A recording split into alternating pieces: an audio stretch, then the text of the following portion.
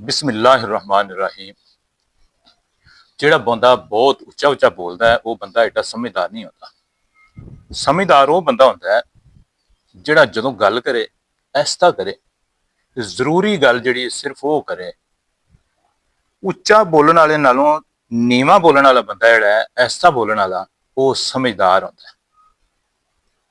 ਇੱਕ ਦਫਾ ਇੱਕ ਤਾਂਗੇ ਵਾਲਾ ਆਪਣਾ ਤਾਂਗਾ ਲੈ ਕੇ ਤੇ ਬਾਜ਼ਾਰ ਥਾਣੀ ਜਾ ਰਿਹਾ ਸੀ ਤੇ ਨਾਲ ਉਹ ਆਵਾਜ਼ ਲਾ ਰਿਹਾ ਸੀ ਵੀ ਰਸਤਾ ਦੇ ਦਿਓ, ਰਸਤਾ ਦੇ ਦਿਓ।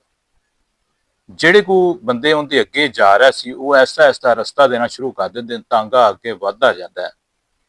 ਇੱਕ ਬੀਬੀ ਅੱਗੇ ਆ ਗਈ ਤੇ ਤਾਂਗੇ ਵਾਲੇ ਨੇ ਦੂਰੋਂ ਹੀ ਜਿਹੜਾ ਉਹਨੂੰ ਆਵਾਜ਼ ਲਗਾਈ, ਬੀਬੀ ਰਸਤਾ ਦੇ ਦਿਓ, ਬੀਬੀ ਰਸਤਾ ਦੇ ਦਿਓ। ਲੇਕਿਨ ਬੀਬੀ ਨੇ ਆਵਾਜ਼ ਸੁਣ ਤਾਂ ਲਈ ਲੇਕਿਨ ਰਸਤਾ ਨਾ ਦਿੱਤਾ। ਉਹ ਅੱਗੇ ਅੱਗੇ ਜਾ ਰਹੀ ਸੈਂਟਰ ਦੇ ਵਿੱਚ, ਤਾਂਗਾ ਉਹਦੇ ਪਿੱਛੇ ਪਿੱਛੇ ਜਾ ਰਿਹਾ। ਥੋੜਾ ਜਿਹਾ ਅੱਗੇ ਜਾ ਕੇ ਤਾਂ ਉਹਨੇ ਥੋੜਾ ਰਸਤਾ ਦੇ ਦਿੱਤਾ। ਜਦੋਂ ਤਾਂਗਾ ਗੁਜ਼ਰਨ ਲੱਗਾ ਤਾਂਗੇ ਦਾ ਪਹੀਆ ਜਿਹੜਾ ਉਹ ਬੀਬੀ ਨੂੰ ਲੱਗ ਗਿਆ, ਜਿੰਦੀ ਵਜ੍ਹਾ ਨਾਲ ਬੀਬੀ ਗਿਰ ਗਈ। ਹੁਣ ਬੀਬੀ ਨੇ ਗਿਰਦਾ ਹੀ ਸ਼ੋਰ ਪਾਉਣਾ ਸ਼ੁਰੂ ਕਰ ਦਿੱਤਾ ਵੀ ਮੇਰੀ ਲੱਤ ਟੁੱਟ ਗਈ। ਉਹਨੇ ਆਪਣਾ ਦੁਪੱਟਾ ਜਿਹੜਾ ਉਹਦੇ ਨਾਲ ਆਪਣੀ ਲੱਤ ਨੂੰ ਜਿਹੜਾ ਨਾ ਉਹ ਬੰਨਣਾ ਸ਼ੁਰੂ ਕਰ ਦਿੱਤਾ ਤੇ ਵਾਵਾ ਇੰਨਾ ਬੜਾ ਪੱਟਾ ਨਾ ਜਿਹੜਾ ਲੱਤ ਦੇ ਉੱਤੇ ਬਣਾ ਲਿਆ। ਤੇ ਤਾਂਗੇ ਵਾਲੇ ਨੂੰ ਕਹਿੰਦੇ ਵੀ ਮੇਰੇ ਕੋਲੋਂ ਹੁਣ ਚੱਲਿਆ ਨਹੀਂ ਜਾਂਦਾ, ਮੈਨੂੰ ਤਾਂਗੇ ਤੇ ਬਿਠਾ। ਉਹ ਜਿਹੜਾ ਤਾਂਗੇ ਵਾਲਾ ਸੀ ਉਹਨੇ ਬੀਬੀ ਨੂੰ ਤਾਂਗੇ ਉੱਤੇ ਬਿਠਾਇਆ, ਸੀਟ ਤੇ ਬਿਠਾ ਦਿੰਦਾ ਤੇ ਤਾਂਗੇ ਵਾਲੇ ਦੇ ਦਿਲ ਦੇ ਵਿੱਚ ਇਹ ਸੀ ਵੀ ਮੈਂ ਇਸ ਬੀਬੀ ਨੂੰ ਇਹਦੇ ਘਰ ਤੱਕ ਛੱਡ ਆਣਾ। ਲੇਕਿਨ ਜਦੋਂ ਤਾਂਗਾ ਟੁਰਿਆ ਤੇ ਬੀਬੀ ਨੇ ਕਿਹਾ ਵੀ ਮੇਰੇ ਘਰ ਨਹੀਂ ਜਾਣਾ, ਥਾਣੇ ਚੱਲਣਾ। ਹੁਣ ਉਹ ਡਰਦਿਆਂ ਥਾਣੇ ਟੁਰ ਪਿਆ, ਬੜਾ ਖੌਫ ਜ਼ਦਾ ਸੀ। ਰਸਤੇ ਦੇ ਵਿੱਚ ਉਹ ਇਹ ਸੋਚਦਾ ਹੀ ਪਿਆ ਵੀ ਜਦੋਂ ਥਾਣੇ ਗਿਆ ਤੇ ਪਤਾ ਨਹੀਂ ਥਾਣੇਦਾਰ ਜਿਹੜਾ ਮੇਰੇ ਨਾਲ ਕੀ ਸਲੂਕ ਕਰੇ, ਮੇਰਾ ਤਾਂਗਾ ਬੰਦ ਕਰ ਦੇਵੇ ਜਾਂ ਮੈਨੂੰ ਕੈਦ ਕਰ ਦੇਗਾ। ਜਾਂਦਿਆਂ ਜਾਂਦਿਆਂ ਰਸਤੇ ਦੇ ਵਿੱਚ ਇੱਕ ਆਦਮੀ ਮਿਲਿਆ। ਉਹ ਤਾਂਗੇ ਵਾਲੇ ਦਾ ਦੋਸਤ ਸੀ ਤੇ ਕਿਤੇ ਪੁਰਾਣਾ ਵਕੀਲ ਰਹਿ ਚੁੱਕਿਆ ਸੀ। ਉਹ ਤਾਂਗੇ ਵਾਲੇ ਨੇ ਇੱਕ ਸਾਈਡ ਤੇ ਆਪਣਾ ਤਾਂਗਾ ਖੜਾ ਕੀਤਾ ਤੇ ਛਾਲ ਮਾਰ ਕੇ ਥੱਲੇ ਉਤਰਿਆ ਤੇ ਉਸ ਦੋਸਤ ਨਾਲ ਜਾ ਕੇ ਸਲਾਮ ਦੁਆ ਕੀਤੀ। ਉਹਨੂੰ ਆਪਣੀ ਸਾਰੀ ਕਹਾਣੀ ਸੁਣਾਈ ਵੀ ਇਸ ਤਰ੍ਹਾਂ ਜਿਹੜਾ ਨਾ ਬੀਬੀ ਨੂੰ ਤਾਂਗਾ ਲੱਗ ਗਿਆ ਤੇ ਉਹ ਗਿਰ ਗਈ ਤੇ ਮੈਨੂੰ ਉਹ ਲੈ ਕੇ ਥਾਣੇ ਜਾ ਰਹੀ ਤੇ ਮੇਰੇ ਨਾਲ ਚੱਲ। ਉਸਨੇ ਕਿਹਾ ਵੀ ਮੈਂ ਤੇਰੇ ਨਾਲ ਤਾਂ ਨਹੀਂ ਚੱਲ ਸਕਦਾ, ਲੇਕਿਨ ਮੈਂ ਤੈਨੂੰ ਇੱਕ ਗੱਲ ਦੱਸ ਦੇਣਾ, ਤੂੰ ਉਸ ਤਰ੍ਹਾਂ ਕਰ ਲਵੀਂ ਤੇ ਇਨਸ਼ਾਅੱਲਾ ਜਿਹੜਾ ਨਾ ਤੈਨੂੰ ਨੁਕਸਾਨ ਨਹੀਂ ਹੁੰਦਾ। ਉਹ ਜਿਹੜਾ ਦੋਸਤ ਸੀ ਨਾ ਉਹਨੇ ਤਾਂਗੇ ਵਾਲੇ ਨੂੰ ਦੱਸਿਆ ਵੀ ਜਦੋਂ ਥਾਣੇਦਾਰ ਦੇ ਸਾਹਮਣੇ ਜਾ ਕੇ ਤੇ ਬੀਬੀ ਆਪਣਾ ਕੇਸ ਜਿਹੜਾ ਦੱਸੇ ਦੇ ਤੇ ਥਾਣੇਦਾਰ ਜਦੋਂ ਤੈਨੂੰ ਕੋਈ ਗੱਲ ਪੁੱਛੇ ਨਾ ਤੇ ਤੂੰ ਬੋਲਣਾ ਨਹੀਂ। ਉਹ ਜਿਹੜੀ ਮਰਜ਼ੀ ਗੱਲ ਪੁੱਛੀ ਜਾਏ, ਜਿੰਨੀ ਦਫਾ ਮਰਜ਼ੀ ਤੈਨੂੰ ਬੁਲਾਏ, ਤੂੰ ਗੁੰਗੇ ਹੋਣ ਦੀ ਐਕਟਿੰਗ ਹੀ ਕਰਨੀ ਹੈ ਵੀ ਮੈਂ ਬੋਲ ਨਹੀਂ ਸਕਦਾ। ਹੁਣ ਥਾਣੇਦਾਰ ਨੇ ਜਿਹੜਾ ਉਹਨੂੰ ਪੁੱਛਿਆ ਵੀ ਹਾਂ ਵੀ ਬੀਬੀ ਜਿਹੜੀ ਸ਼ਿਕਾਇਤ ਕਰ ਰਹੀ ਹੈ ਤੇ ਤੂੰ ਆਪਣਾ ਤਾਂਗਾ ਜਿਹੜਾ ਇਹਦੇ ਉੱਤੇ ਚੜਾਈਤਾ ਸੀ ਤੇ ਤੂੰ ਆਵਾਜ਼ ਨਹੀਂ ਸੀ ਲਾਈ ਵੀ ਬੀਬੀ ਪਾਸੇ ਹਟ ਜਾਓ।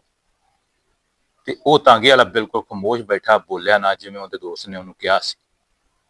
ਹੁਣ ਦੂਸਰੀ ਦਫਾ ਥਾਣੇਦਾਰ ਫਿਰ ਪੁੱਛਦਾ ਹੈ, ਫਿਰ ਤੀਸਰੀ ਦਫਾ ਪੁੱਛਦਾ ਹੈ, ਲੇਕਿਨ ਉਹ ਬੋਲਦਾ ਨਹੀਂ ਦਾ, ਬਿਲਕੁਲ ਜਿਹੜਾ ਨਾ ਸੁੰਮ ਬੁਕਮੁਨ ਬਣ ਕੇ ਤੇ ਉਹ ਸਾਹਮਣੇ ਖੜਾ।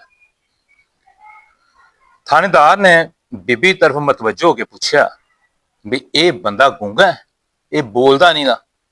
ਉਹਨੇ ਕਿਹਾ ਨਹੀਂ ਨਹੀਂ, ਇਹ ਗੂੰਗਾ ਨਹੀਂ ਦਾ, ਬਿਲਕੁਲ ਇਹ ਸਹੀ ਗੱਲਾਂ ਕਰਦਾ ਹੈ, ਤੁਹਾਡੇ ਸਾਹਮਣੇ ਇਹ ਡਰਾਮਾ ਕਰਦਾ ਪਿਆ ਗੂੰਗੇ ਹੋਣ ਦਾ।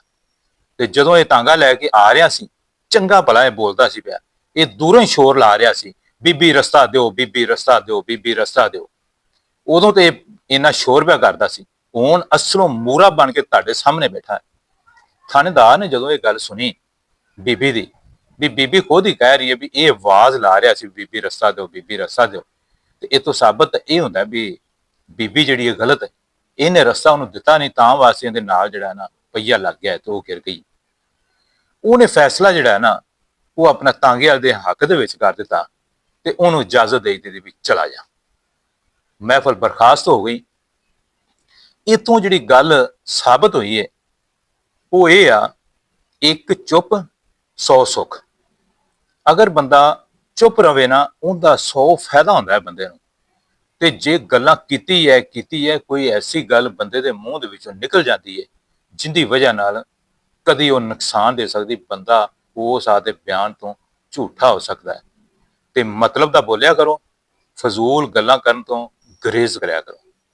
ਅਗਰ ਤੁਹਾਨੂੰ ਮੇਰੀ ਇਹ ਗੱਲ ਅੱਛੀ ਲੱਗੀ ਹੈ ਅੱਗੇ ਸ਼ੇਅਰ ਲਾਜ਼ਮੀ ਕਰ ਦੇਣਾ। ਤੇ ਲਾਈਕ ਕਰਕੇ ਚਾਹੇ ਕਮੈਂਟ ਕਰਨਾ, ਚੈਨਲ ਨੂੰ ਸਬਸਕ੍ਰਾਈਬ ਲਾਜ਼ਮੀ ਕਰ ਲੈਣਾ।